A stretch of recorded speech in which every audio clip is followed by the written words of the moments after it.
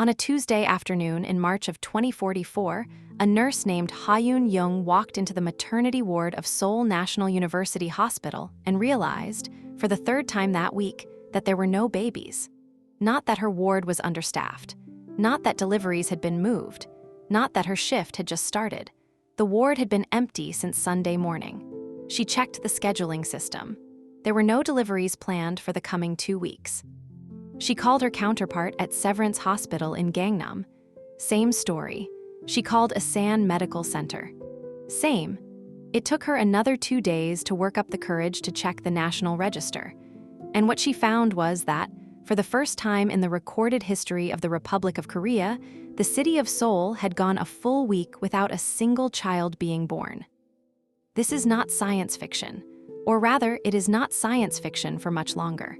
In 2023, South Korea's total fertility rate hit 0.72, the lowest ever recorded in any country in peacetime. By 2024, Seoul's rate had fallen further, to 0.55. At that rate, every generation is roughly a quarter the size of the one before it. Japan had crossed its own threshold a decade earlier. Italy, Spain, Taiwan, Singapore, parts of Eastern Europe.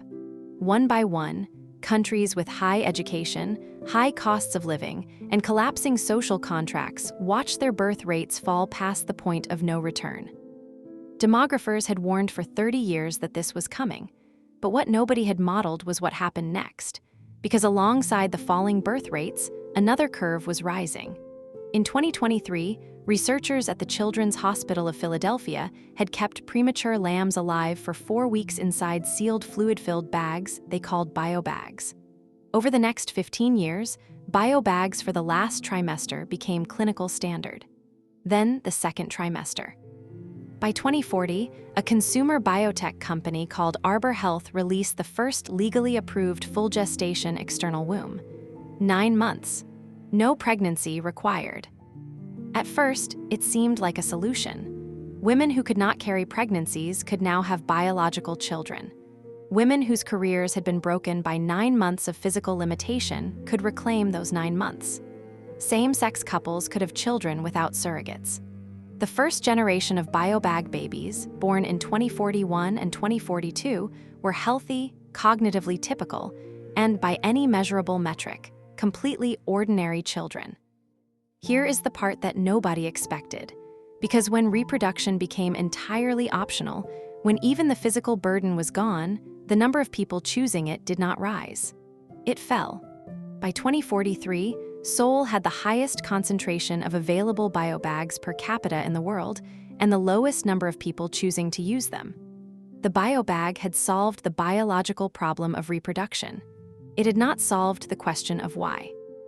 It turned out that for 100,000 years, human beings had been having children not because of biology, but despite it. Because somewhere in the tangle of tiredness and fear and love and accident, people kept deciding it was worth the cost.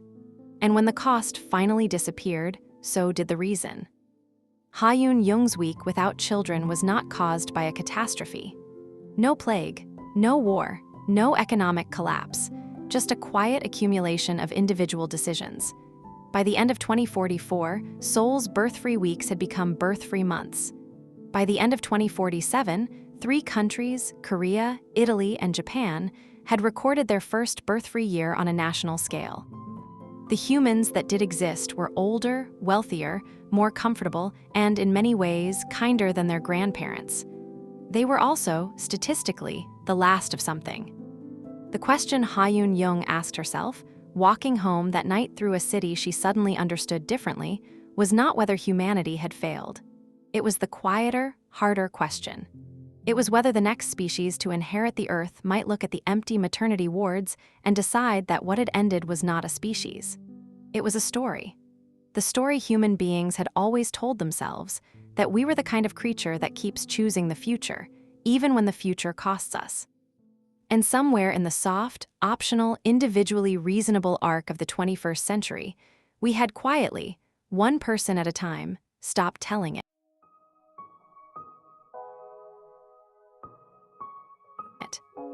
Every tomorrow leaves an echo. Sometimes the echo is the sound of the footsteps that did not follow. Sometimes the tomorrow we are listening for is the one nobody is walking toward anymore. We will be listening for the next one. Next on Echoes of Tomorrow, the city that learned to dream on command.